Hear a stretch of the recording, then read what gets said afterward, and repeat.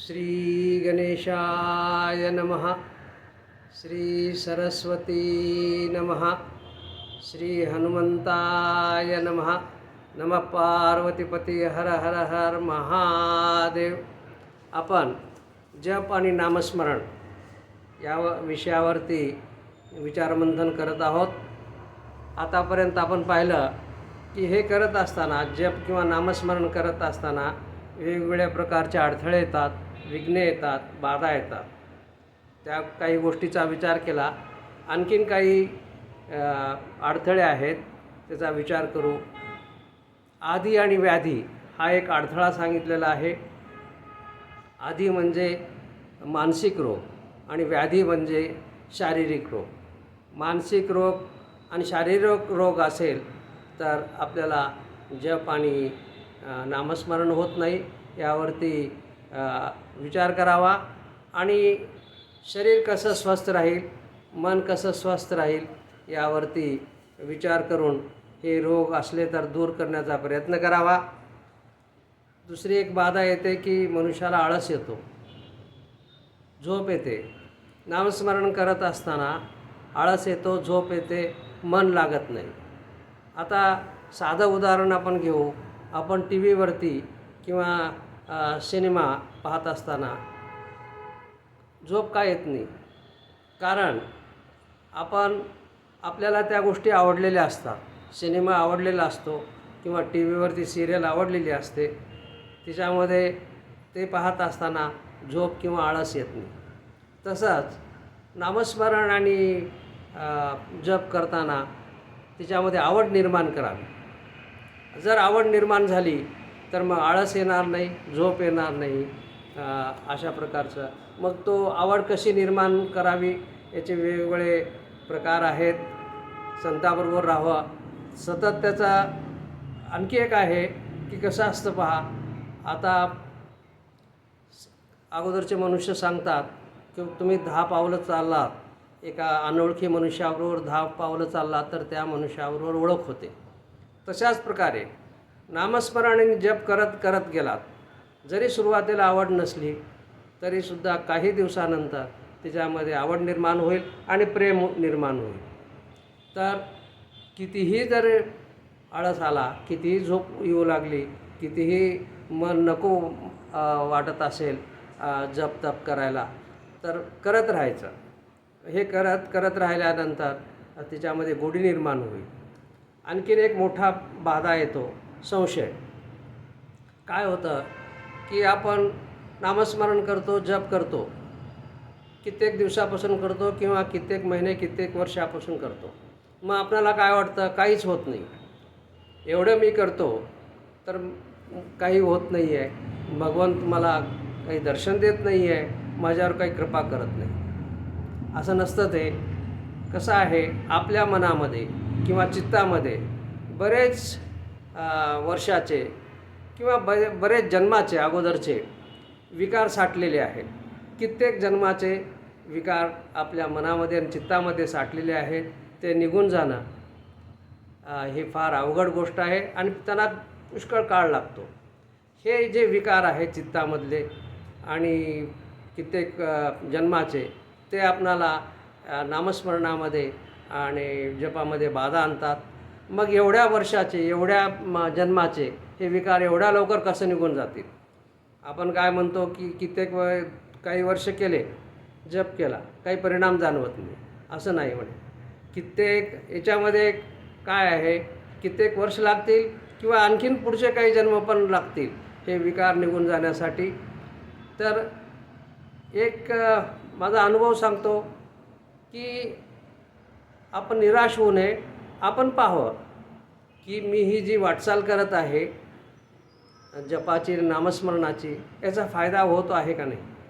कसं की आपल्यामध्ये जे षड्विकार आहेत, म्हणजे 6 विकार आहेत, काम, क्रोध, लोभ, मोह, मद, मत्सर आणि अभिमान, द्वेष आहे।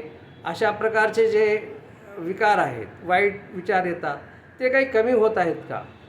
स्वतःला जाणवेल की हे जे विकार आहेत, हे षड्विकार आहेत किंवा अभिमान आहे किंवा मी करतो जो हा प्रकार आहे, की कोणती गोष्ट मी करतो हे काही कमी झालं का, स्वतःला जाणवेल आणि नक्की ते कमी होत असतील. तुमचं मन थोडं शांत होत असेल. तुम्ही जर क्रोधी असाल तर क्रोध थोडा कमी झालेला असेल. तुम्ही लालसी असाल, मला हे पाहिजे, मला हे पाहिजे, मला ते पाहिजे, ते कमी झालेले असेल. हे जे विकार आहेत थोडं कमी होतात. आणि स्वतःचा अनुभव स्वतः घ्यावा. असं जरुरी नाही आहे की भगवंतच मला दर्शन द्यावं. भगवंत काही प्रत्यक्ष येऊन चार भुजामध्ये दर्शन देत नाहीत. ते कोणत्याही रूपानं दर्शन देतात, कसेही देतात, आपल्याला कळत नाही. आता त्याच्यामध्ये जास्त बोलत नाही. याच्यामध्ये तुलसीदास महाराजाची मोठी कथा येते की रामचंद्र प्रभूचं त्यांना दर्शन झालं नाही. त्या खोलात जात नाही आहे. परंतु काही झालं तरी नामस्मरण सोडायचं नाही. आणि स्वतःला जाणवेल की आपलं मन शांत होत आहे, आपले विकार कमी होत आहेत. तर हा संशय जो आहे, संशय फार वाईट आहे. संशय अध्यात्मामध्ये वाईट आहे, संसारामध्ये सुद्धा वाईट. एक वेळेस संशयाचा किडा जर मनात शिरला तर मोठमोठे घराणे उद्ध्वस्त होतात, नाते उद्ध्वस्त होतात, संसार उद्ध्वस्त होतो. श्रीकृष्ण महाराज काय म्हणतात बघा गीतेमध्ये संशयाबद्दल. श्रीकृष्ण महाराज गीतेमध्ये काय म्हणतात की संशयात्मा विनश्यती, म्हणजे संशय आत्माचा नाश होतो. त्याचं कसं, न आयम लोकोस्ति न आयम लोकोस्ति न परो न सुखम संशयात्मनः. म्हणजे याचा अर्थ असा की संशयी मनुष्याला या लोकी किंवा परलोकी कुठेही सुख लागत नाही. तर संशय हा फार मोठा किडा आहे. हा प्रगतीमध्ये बाधा आणतो. मोठमोठे नाते उद्ध्वस्त होतात, संसार उद्ध्वस्त होतात. नवरा बायकोमध्ये संशय आला, संसार उद्ध्वस्त होतो. तर श्रीकृष्ण महाराजांनी याच्यावरती गीतेमध्ये संशयाला फार महत्त्व दिलेलं आहे. काही करून संशय टाळावा. आणि आपण हा विचार करू नये की माझी काही प्रगती होत नाही. निश्चित प्रगती होत असते, पण ती जाणवत नाही. आपल्या अपेक्षा मोठ्या असतात. आपल्याला वाटतं की मी इतकं देवदेव केलं, परमात्मा मला येऊन दर्शन द्यावं. असं कधी होत नाही. परमात्मा येऊन नक्की तुम्हाला दर्शन देतो, परंतु आपल्याला कळत नाही आहे. तर या गोष्टी हळूहळू ज्यावेळेस कमी होतात, आपले विकार कमी होतात, आपल्यामध्ये प्रेमाची भावना वाढते, आपल्यामध्ये ममत्व वाढतं, कुणाला मदत करायची इच्छा होते. हे जर वाढू लागलं तर समजायचं की आपली नक्की प्रगती होत आहे. आणखीन एक आहे की संतोष, मनाला संतोष वाटू लागला, शांती वाटू लागली, क्रोध कमी झाला, लोभ कमी झाला, माझं म्हणण्याचा, मी म्हणण्याचा, हे ज्या गोष्टी आहेत त्या कमी होऊ लागल्या की नक्की समजायचं की आपली प्रगती होत आहे. आपण बरोबरच्या वाटेवरती जात आहोत. आता आपण म्हणाल की बाबा हे जप करतो, नामस्मरण करतो, याचं काय महत्त्व आहे? याचं फार महत्त्व आहे. याचं महत्त्व असं आहे, श्रीकृष्ण महाराज गीतेमध्ये सांगतात. गीतेमध्ये अर्जुनाला सांगत असताना श्रीकृष्ण महाराज काय म्हणाले की मी सर्व चराचरामध्ये व्यापून आहे. मग अर्जुनाने प्रश्न केला, तू जर चराचरात व्यापून असशील तर मी भक्ती कशी करावी, कुठं मन लावावं? चराचरामध्ये काही मन लागत नाही. मग श्रीकृष्ण महाराजांनी आपल्या स्वतःच्या 75 विभूती मुख्य सांगितल्या. या विभूतीमध्ये तू समज की मी आहे, आणि या विभूतीचा तू कोणत्या एका विभूतीचं जर तू भक्ती केलीस तर तुझा उद्धार होईल. जर मन सगळीकडे लागत नसेल तर 75 मुख्य विभूती सांगितल्या. त्या विभूतीमध्ये बऱ्याच गोष्टी सांगितलेल्या आहेत. ते काय म्हणाले, यादवामध्ये मी श्रीकृष्ण आहे म्हणाले, पांडवामध्ये मी अर्जुन आहे म्हणाले, नद्यामध्ये जान्हवी म्हणजे गंगा नदी आहे, देवामध्ये इंद्र आहे, अशा बऱ्याच गोष्टी सांगितले. नंतर हत्तीमध्ये ऐरावत आहे, घोड्यामध्ये उच्चश्रवा घोडा आहे, अशा बऱ्याच. आणखीन काय म्हणतात, जपामध्ये आपण जे जपावरती हा विचार करत आहोत, तर यज्ञानाम जप यज्ञोस्मी, म्हणजे यज्ञ जे आपण करतो त्याच्यामध्ये जप यज्ञ मी आहे. म्हणजे एवढी श्रेष्ठ महत्त्व श्रीकृष्ण महाराजांनी जपाला दिलेलं आहे. ते याचं महत्त्व फार आहे. जप हा साधा समजू नये. आणखीन काय आहे की श्रीमद भागवतामध्ये जपाबद्दल भागवतकार काय सांगतात पहा.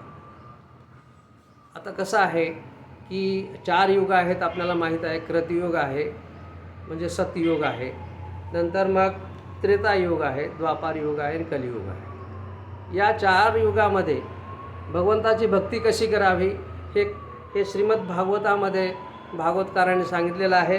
त्याचा श्लोक असा आहे, कृते यद ध्यायतो विष्णू, म्हणजे कृतयुगामध्ये विष्णूचं ध्यान हे याचं महत्त्व आहे. त्रेतायाम यजतो मखे, म्हणजे त्रेतायुगामध्ये यज्ञामार्फत यज्ञ करून भगवंताची पूजा करायची, भगवंताची भक्ती करायची. द्वापारे परिचर्यायाम, म्हणजे द्वापार युगामध्ये देवदेव करायचं, देवाची पूजा अर्चा करायची, हे विधान आहे. आणि कलो तदहरी कीर्तनात, कलो तदहरी कीर्तन, म्हणजे कलियुगामध्ये हरीचं नामस्मरण, हरीचं कीर्तन, भगवंताचं कीर्तन हे सर्वात श्रेष्ठ मानलेलं आहे. तर जप करणे याला इतकं महत्त्व आहे, नामस्मरणाला महत्त्व आहे, हरीच्या कीर्तनाला महत्त्व आहे. आणखीन एका शास्त्रामध्ये असा उल्लेख आहे, हरेर नाम हरेर नाम हरेर नाम एव केवलम, हरेर नाम हरेर नाम हरेर नाम एव केवलम, कलो नाथसेव कलो नाथसेव नाथसेव गती अन्यथा. म्हणजे या कलियुगामध्ये फक्त हरीचं नाम एवढंच आहे. केवलम म्हणजे हरीचं नामच फक्त जर घेतला तुम्ही तर तुमचा उद्धार होतो. दुसरा अन्यथा कशाने, कलो नाथसेव नाथसेव नाथसेव, म्हणजे अन्य कशानेही तुमचा उद्धार होत नाही. फक्त हरीचं नाम घ्या, जप करा, नामस्मरण करा, एवढं महत्त्व शास्त्राने सांगितलेलं आहे. रामचरित मानसमध्ये तुलसीदास का म्हणतात पहा, कलियुग केवल नाम आधारा, कलियुग केवल नाम आधारा, सुमिर सुमिर नर उतरही पारा. म्हणजे कलियुगामध्ये भगवंताचं नामस्मरण केलं तर हा भवसागर पार होतो आणि त्याचं स्मरण करा. अशा प्रकारचं बऱ्याच शास्त्रामध्ये नामस्मरणाचं महत्त्व सांगितलेलं आहे. आता कोणी म्हणाल की एवढं महत्त्व आहे, एवढं महत्त्व जर आहे तर मला काय उपयोग त्याचा. आपण काय म्हणालं, समजा एक सांगितलं की बाबा एवढं चांगली गोष्ट आहे, पण मला काय फायदा आहे. आता याच्यामध्ये एक छोटंसं एक उदाहरण देतो की 2 व्यापारी असतात सुरतचे, एक अमेरिकेत असतो, एक सुरतमध्ये असतो. मग अमेरिकेचा व्यापारी, दोघं मित्र असलेले, अमेरिकेचा व्यापारी सुरतला आल्यानंतर मग त्याची भेट होते. मग चर्चा होती की कोणत्या विमानानं आलो, असं आलो तसं आलो. मग सुरतचा व्यापारी काय म्हणतो, अरे त्या विमानामध्ये एक मोठी व्यक्ती होती, त्यांचे फार कारखाने आहेत, मोठा व्यापार आहे, कपड्याचा आहे, मोठ्या शाळा आहेत, दवाखाने आहेत, मोठे महाविद्यालय आहेत. मग तो अमेरिकेहून आलेला मित्र काय म्हणतो, तुझी ओळख आहे का. हो आहे म्हणे ओळख. मग असं कर म्हणे, माझा मुलगा आहे ना आता त्याची 12वी झालेली आहे, त्याला MBBSला नंबर लागतो का बघ त्यांच्या कॉलेजमध्ये.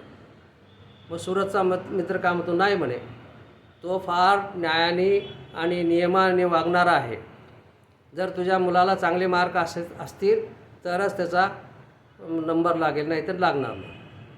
मग तो अमेरिकेहून आलेला मित्र म्हणतो, काय म्हणतो बघा म्हणे, थोडं लक्ष द्या, एवढा मोठा व्यक्ती आहे, जर माझ्या काही कामाचा असेल तो आपल्या घरी, मला का उपयोग त्याचा. म्हणजे सांगायचा उद्देश असा, आपण एवढं महत्त्व सांगितलं, नामस्मरणाचं जपाचं एवढं महत्त्व सांगितलं, मग त्याचा काय उपयोग. मला स्वतःला काही उपयोग आहे का. तर जर उपयोग असेल तर मी नामस्मरण करेन, उपयोग नसेल तर काय करणार.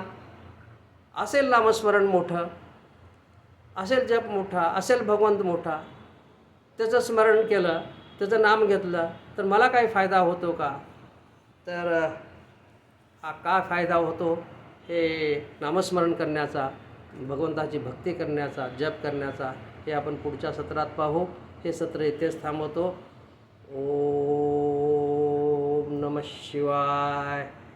ओम नमः शिवाय. ओम नमः शिवाय. ओम शांती शांती शांती.